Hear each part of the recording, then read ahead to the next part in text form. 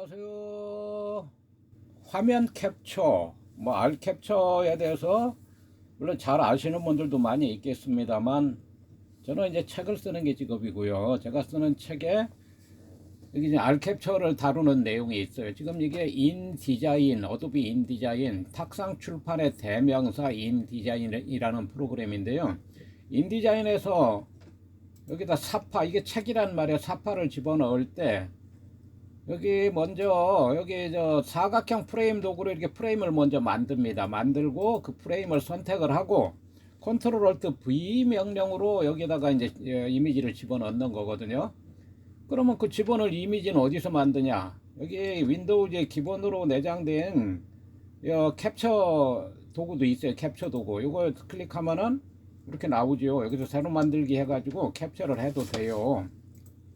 근데 이게 굉장히 불편합니다. 그래서 저는 가장 쉽고 가장 빠르게 할 수 있고 가장 편리한 R 캡처를 사용하고요.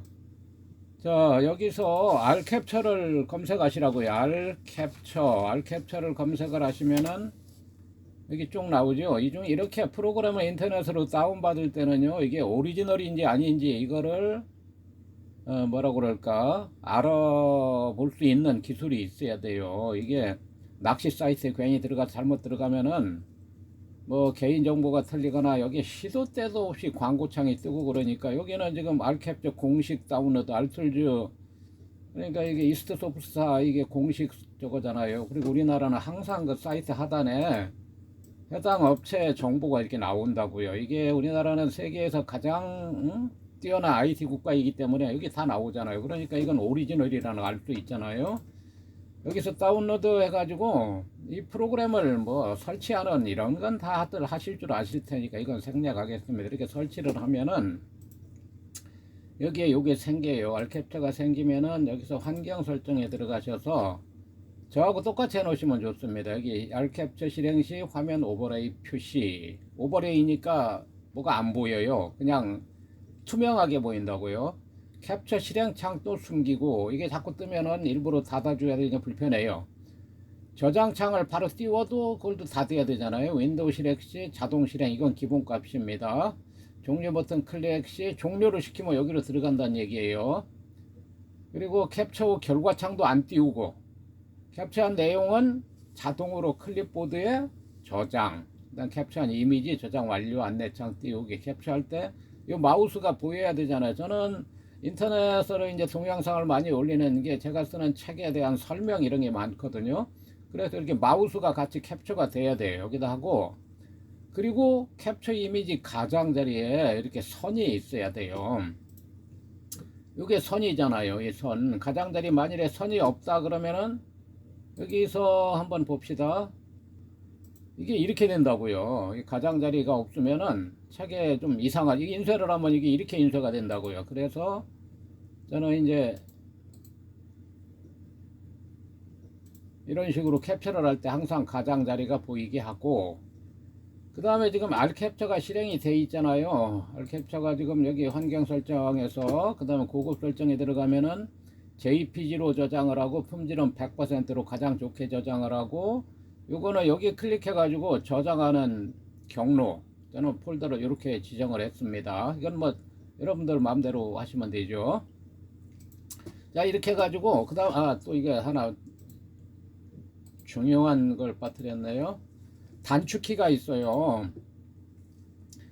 여러분들 누구나 사용하는 키보드의 프린트 스크린 키가 그게 뭐냐? 프린트 스크린 화면 캡처하는 그게 키예요. 그걸 누르면 화면이 클립보드에 캡처가 된다고요.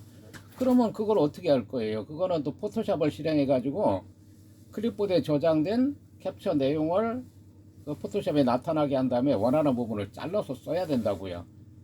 그러니까 불편하고 포토샵 할 줄 모르는 사람은 소용없고 포토샵도 있어야 되고 그러잖아요. 그래서 R 캡처를 지정을 하고, 저는 여기가 이제 여러 가지가 있어요. 저는 컨트롤 시프트 C를 누르면은 캡처가 되게 이렇게 했습니다. 컨트롤 시프트 C. 그래서 자 보세요. 컨트롤 시프트 C를 누르면은 이렇게 캡처하는 요게 나타나요. 그러면 여기서 이렇게 하면 이게 캡처가 된다고요. 지금 이게 클립보드에 저장된 거예요. 그리고 화면엔 아무것도 안 뜨죠. 요것도 뜨지 말라고 했는데 뜨네요. 이것은 지금 자 다시 한번 보세요. 여기에 이걸 뜨지 말라고 했거든요. 여기 보면은 자 환경 설정에서 여기에요. 완료 안내창 띄우기를 체크를 지웠습니다. 지웠는데 여기서 이렇게 해가지고 캡처를 이렇게 하면은 여기에 자동 저장도 이거 뜨지 말라고 하는데 떴어요. 이게 왜 뜨느냐? 이게 이제 자 컨트롤 얼트 딜리트를 누르면은 이게 나오죠. 여기서 작업 관리자 이렇게 누르면은요. 이게 지금 사용자 모르게 백그라운드에서 실행되는 프로그램입니다. 이게 다시 말하면 이게 도둑놈 같이 숨어서 실행하는 프로그램이다 이렇게 볼 수 있지만 실제로 도둑놈 같이 뭐 몰웨어라든지 뭐 스파이웨어라든지 바이러스도 이렇게 실행이 될 수 있지만 대부분의 이게 윈도우가 이게 정상적으로 실행이 되기 위해서는 이게 백그라운드에서 이렇게 실행이 돼야 돼요. 이렇게 백그라운드에 실행되는 것을 램 상주 프로그램이라고. 램 상주 컴퓨터가 부팅이 될 때 램에 있는 이런 명령어들을 전부 읽어드려요. 그래서 램에 항상 이게 저장이 돼 있다고요. 그리고 남는 램을 내가 사용자가 컴퓨터는 저 스위치를 켜서 컴퓨터가 켜져서 꺼질 때까지 모든 것이 램에서 이루어져요. 그래서 저장을 하는 겁니다. 저장을 하지 않으면 다 날아간다고요. 그래서 이게 메모리가 중요하고 여기서 성능 탭을 클릭하면 현재 내 컴퓨터의 메모리 사용량을 보여줘요. 저는 이게 인텔 i7 7세대 컴퓨터이고 램은 8기가인데요. 현재 사용 가능이 3.4기가가 남아 있어요. 4.5기가 사용 중이고 그러니까 충분하죠. 그러니까 자기 컴퓨터 램을 증설을 할 것이냐 CPU를 업그레이드를 할 것이냐 이거를 선택을 할 때 이걸 보는 거예요. 이건 난 램은 늘려봤자 소용이 없어요. 자 이게 내가 사용하는 컴퓨터의 사양을 보여주는 프로그램이거든요. 이게 i7 7세대는 7세대인데 i7 7세대 CPU 정품이면 100만원이 넘는단 말이에요. 지금 중고라도 한 20만원 15만원 이상 이렇게 줘야 되니까 비싸요.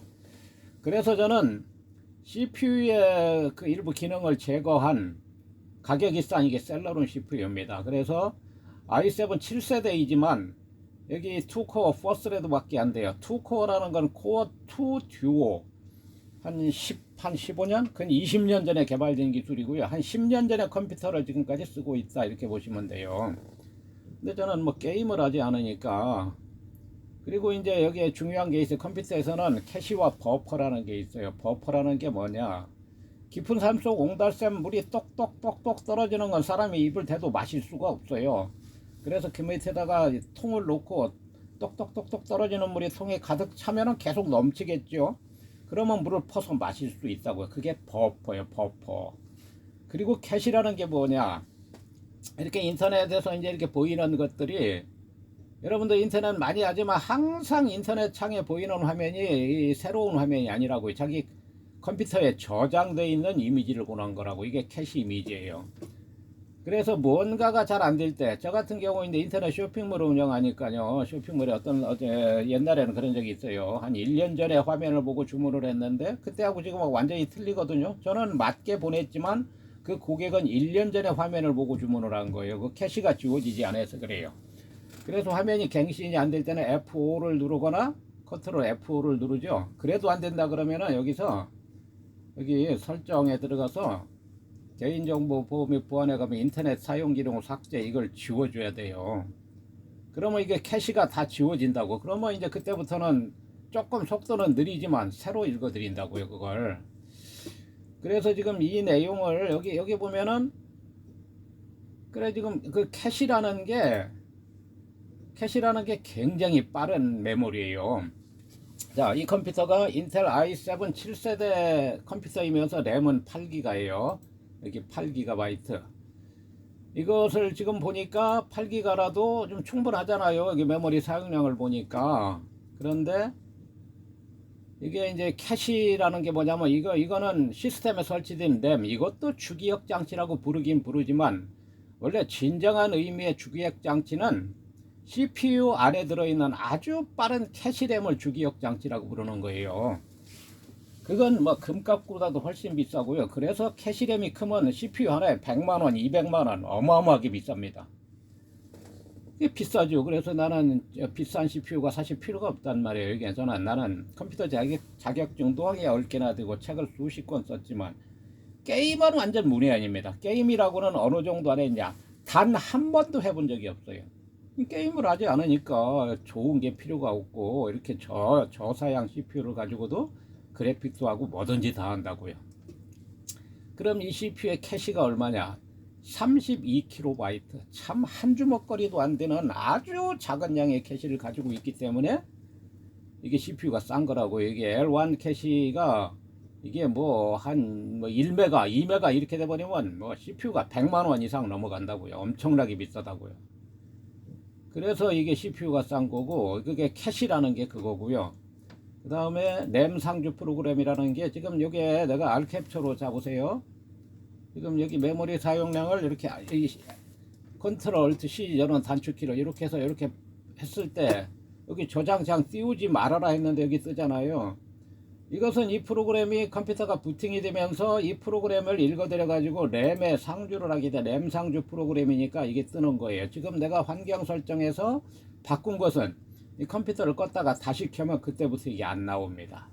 그래서 지금은 클립보드에 이게 저장이 돼 있어요. 저장이 돼 있는 것을, 자, 여기 조금 전에 이게 인 디자인입니다. 여기서 프레임 도구로 프레임 사각형을 만들고 그 프레임을 선택한 다음에 컨트롤 얼트 V를 하면은 지금 클립보드에 저장된 내용이 여기 들어와요. 들어오고 여기를 클릭하면 원래 가운데 동그라미가 보여요. 보여야 되는데 지금 안 보이거든요.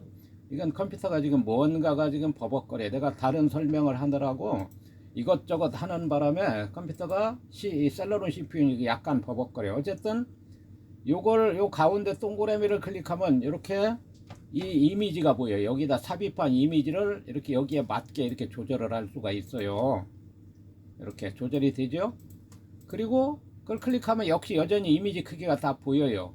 그러나 이걸 클릭하면 프레임만 나온다고. 이게 프레임이라고. 프레임이고 프레임 안에 들어있는 이미지는 요 가운데 동그라미가 있어요. 지금은 안 보입니다. 여기에 이게 프로그램에 뭔가가 좀 버벅거려서 이렇게 하면은 이게 보이고. 그러니까 지금 설명이 그래요. 인디자인에서 그러니까 사파 그림이나 사진을 집어넣는 방법. 우선 여기 프레임 도구로 프레임을 먼저 그려야 되고 그 프레임을 선택하고 컨트롤 얼트 V를 누르면은 프레임 안으로 이게 그림이 들어가고, 그 그림은 이렇게 조절을 하거나 이렇게 조절도 되죠. 또 이걸 뭐 이렇게 돌릴 수도 있죠. 뭐 여러 가지 할 수가 있지만 여기서 이제 다시 요것만 선택하면 프레임이 선택되고 가운데 동그라미가 있는데 지금은 안 보이지만 동그라미를 클릭하면은 이미지가 보인다. 그래서 지금 여러 가지 설명을 했습니다. 컴퓨터는 켜서부터 끌 때까지 램에서 이루어지고, 그 램에는 주기억 장치라는 게 있고, 주기억 장치는 CPU 안에 들어있는 캐시 메모리, 아주 빠른 메모리, 금값보다 더 비싼 메모리. 그 캐시가 크고, 그 다음에 코어 수도 많고 스레드가 크면은 CPU가 뭐 거의 100만원. 그래서 저는 아주 그냥 싼 셀러론 CPU를 쓴다. 그래서 화면 캡처는 여기 윈도우즈에 기본으로 내장된 캡처 도구도 있지만 저는 R 캡처를 쓰고, R 캡처를 어떻게 사용하면 편리하다는 것까지 설명을 했습니다. 자, 이번 영상 여기서 마치겠습니다. 감사합니다.